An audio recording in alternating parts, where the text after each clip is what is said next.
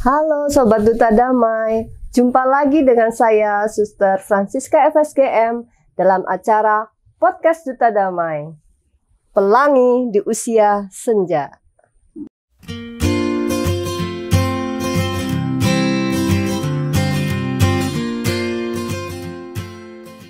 Sobat Duta Damai, kali ini acara Pelangi di Usia Senja, saya akan berbincang-bincang santai dengan Suster Maria Gertrud.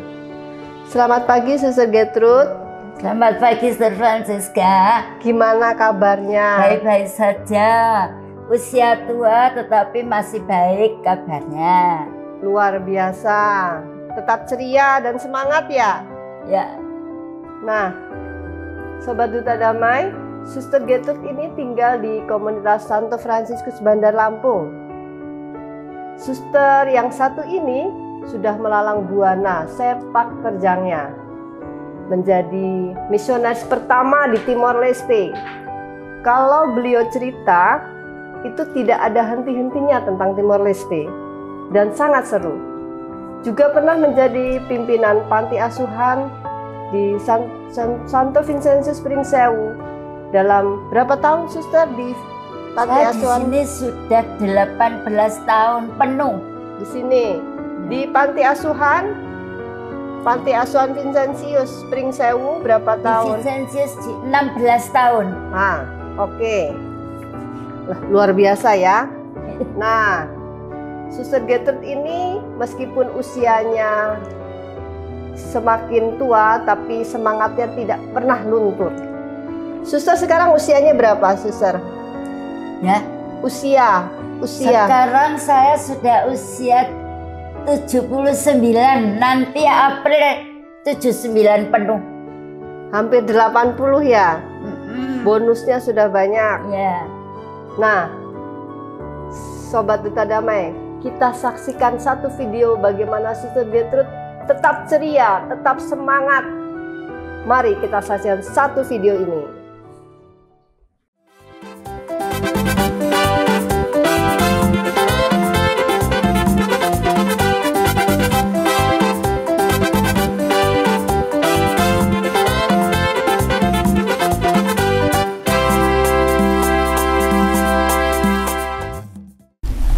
Suster Gertrud, kok Suster ini tetap semangat, sukacita? Resepnya apa? Resep supaya tetap semangat dan sukacita itu apa? Supaya resep supaya Suster resep supaya saya kerap kali olahraga. Di samping olahraga juga saya memang senang bekerja. Karena bekerja itu merupakan hiburan bagi saya. Jadi tidak ada pekerjaan yang saya marahi, tidak ada. Jadi karena itu saya masih tetap bergembira dalam kerja maupun bersama dengan yang lain. Oh itu ya, supaya bekerja tetap semangat. Ya. Kemudian gini, kalau misalnya Suster, apa yang membuat Suster semangat? Apa yang membuat Suster semangat? Pengalaman apa yang membuat Suster itu menjadi semangat? Menurut pengalaman saya, pertama, saya memang berniat untuk menjadi biarawati. Dan semangat yang kita lakukan adalah saya suka bekerja, suka bergaul, dan suka berdoa. Di samping itu, saya tidak suka menganggur. Saya inginnya gerak terus, kecuali istirahat. Jadi itu, ya. Terus kemudian ya, dengan yang lain-lain kita bergaul dengan dengan gembira. Jadi tidak lalu kita membuat Suster itu sedih atau susah, enggak. Jadi supaya bergembira. Kalau misalnya dengan Suster-suster muda, Suster gembira juga ya? Iya, saya gembira, aku ikut gembira. Ya. Kalau orang lain gembira, Suster merasakan bahagia. Bagus. Nah, dengan umur yang hampir kepala 8, Suster merasakan apa nih? linu-linu apa Oh, semutan? memang. Kalau sudah tua itu banyak penyakit masuk di dalam badan kita. Kita harus sadar bahwa orang tua tidak seperti orang muda. Penyakit yang ada, yang saya alami, pertama telinga. Telinga ini sudah mulai tuli, kena penyakit apa ya waktu itu. Waktu di Timor Leste ada gatel itu apa namanya? Gatal-gatal. Telinga, kemudian punggung. Karena saya pernah jatuh tahun 11. Kemudian punggung sampai sekarang sudah diterapi, sudah dipijat, sudah diberi obat berulang-ulang sama dokter. Tetap sama seperti sekarang. Tapi saya terima. Gejalanya ada pengapuran dalam tubuh kita. Jadi kita nggak bisa ngangkat yang ke atas, paling ke bawah aja. Pengapuran, lalu geringgingan, semutan itu setiap malam saya bangun olahraga untuk mengembalikan cerkit. Dan memang sakit, kalau geringgingan itu sakit betul. Di samping itu tenggorokan. Saya sejak batuk kering tidak bisa menyanyi, enggak sekarang, tapi masih bisa berbicara, tapi menyanyi tidak bisa. Nah, di samping itu mata sudah mulai kabur, banyak pokoknya penyakit yang masuk.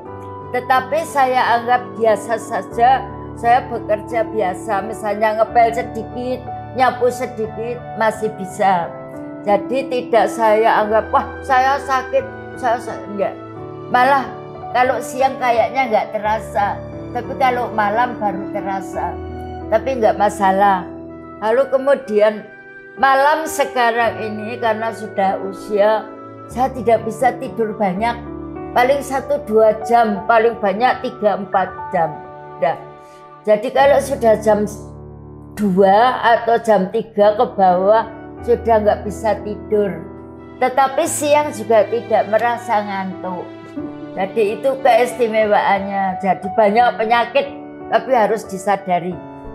Itu bahwa orang tua itu banyak penyakit. Di samping itu kadang-kadang juga kram. Kram. Waduh, kalau kram kakinya nggak bisa diangkat. Tapi ya harus diam dulu, nanti lama-lama pulih baru bisa diangkat. Itu yang saya alami. Oke, tadi kan sudah suster ditanya apa yang membuat suster gembira. Tapi pasti pernah lah ya suster merasa sedih ya. Apa yang membuat suster merasa sedih sekarang? Kalau misalnya suster mengalami apa kalau suster itu sedih? Kalau saya itu kayaknya merasa sedih itu sedikit, tapi yang banyak merasa gembira. Yang saya sedih kalau orang tua sakit atau meninggal, atau kakak-kakak saya meninggal, saya sedih. Tetapi kalau tidak, saya jarang merasa sedih karena sebab-sebab yang lain. Pergaulan juga biasa, tidak ada yang mengganggu saya. Jadi saya banyak merasa bahagia daripada sedih. Oke. Sobat Duta Damai, tadi kan Suster Gertrud juga selalu semangat ya bekerja dalam kegembiraan, menjahit, membuat apalagi rosario ya. Nah, mari kita saksikan satu video ini.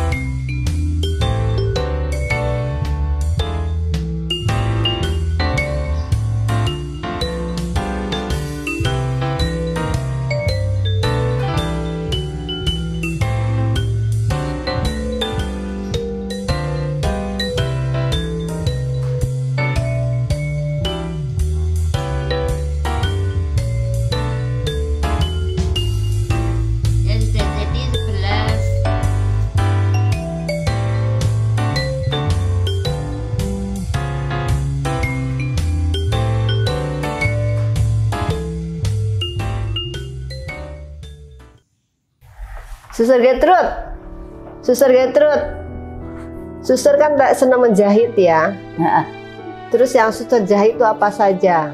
yang kita jahit pertama taplak meja, contohnya kayak gini. Oh ini ya buatan Suster Gertrude ya. Ada Luar beberapa biasa. set. Lalu taplak altar. Altar Untuk taplak misa. altar. Lalu taplak yang kecil-kecil untuk lap tangan apa itu ya, lap tangan. Lalu yang lain kita memang bisa membuat rosario, itu senang sekali untuk hiburan. Kemudian gantungan salib dari manik-manik itu juga dari manik-manik tas kecil, gantungan kunci. Nanti tak kasih biar dia tahu pekerjaan saya. Ya terima kasih, itu kegiatan saya. Kalau kegiatan saya pagi doa dulu 1 jam setelah makan. Kemudian saya pulang ke kamar kerja 1 jam. Jam 9 saya baru ke kamar jahit sampai jam 12 kurang seperempat. Itu kegiatan saya. Nah, tadi kan jahit ya. Nah, yang suster buat rosario, itu rosarionya untuk siapa? Apa? Rosario itu untuk siapa? Nih, rosario itu rosario itu bukan untuk dijual, tapi untuk yang membutuhkan, seperti di Timor Leste membutuhkan rosario. Tak kirimi berapa ratus, 500 sampai lebih. Terus kemudian di Irian kemarin saya kirimi 400-an. Lalu siapa-siapa yang butuh tak kasih. Seperti kemarin suster itu datang, tak kasih rosario, ada 15 rosario yang dengan fosfor, dia senang sekali. Terus suster Timor Leste yang mau pulang, tak kasih juga untuk orang-orang di sana. Luar biasa. Jadi untuk dana. Oke. Nah, suster kan setiap pagi juga adorasi ya, 1 jam di kapel ya. Ya. Suster setiap pagi kan berdoa di kapel setelah makan pagi. Oh ya. Nah, suster itu mendoakan siapa saja yang suster doakan. Ya, kita berdoa itu untuk semua orang yang bekerja sama dengan kita. Yang kedua, untuk semua orang yang telah berbuat baik kepada kita semua, kepada donatur, kepada dokter-dokter, dan kepada pendidik-pendidik untuk anak-anak dan sebagainya. Jadi itu wujudnya. Di samping itu saya tidak lupa mendoakan Bapak Presiden dengan staf kerjanya setiap hari. Jadi nggak lupa. Terus ini ada bencana alam, saya juga mohon berkat Tuhan, mohon kekuatan dan kesehatan bagi yang ditimpa penderitaan, dan semoga bantuan yang diharapkan segera datang. Itulah doa saya setiap hari. Dan tak lupa berdoa untuk keluarga saya sendiri. Ya, jadi itu. Jadi 1 jam saya gunakan untuk macam-macam. Mohon terus. Mungkin Tuhan sampai bosen, tapi ya apa-apa. Saya pokoknya mohon. Tuhan berilah orang-orang yang telah berbuat baik kepada kita semua dan kepada yang bekerja sama dengan kita. Itu doa saya setiap pagi. Itu. Oke. Nah, suster kan sudah masa lansia ya, lanjut usia. Apa sih kerinduan Suster Gertrude? Kerinduan Suster Gertrude apa di masa lansia? Yang membuat orang kerinduan. Kerinduan Suster di masa lansia. Nah, untuk kerinduan saya hanya merindukan hidup yang baik supaya nanti ketemu dengan Tuhan di sana. Hanya itu saja, tidak meminta yang lain-lain. Jadi kerinduannya supaya kita bahagia bersama Tuhan di surga. Itu yang nomor 1, yang lain-lain hanya itu apa. Jadi kerinduan untuk bersatu dengan Tuhan. Karena usianya udah 80 tahun, itu sudah pol mungkin, nggak tahu. Nggak tahu Tuhan memberkati sampai kapan. Baik. Nah, Suster Gertrude, pesan-pesan apa yang akan Suster sampaikan kepada sahabat-sahabat Duta Damai? Pesan apa? Oh, gitu. Pesan.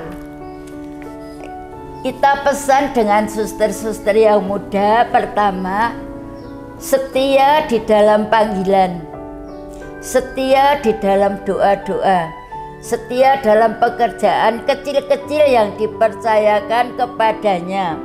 Di samping itu, saya berharap pengertian terhadap orang tua. Anak muda biasanya kesopanan kurang berjalan lancar, tapi saya minta supaya sopan santun terhadap orang tua dan orang lain itu sungguh-sungguh diperhatikan.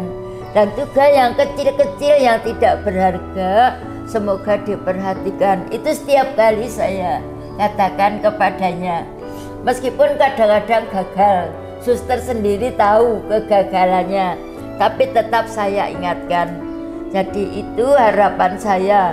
Semoga hidup suster juga tidak terpancang kepada hal-hal yang kecil-kecil juga, tetapi kepada Tuhan yang Maha Esa. Jangan sembrono dalam hidup ini. Jadi kalau sudah jadi setia, tetaplah setia sampai mati.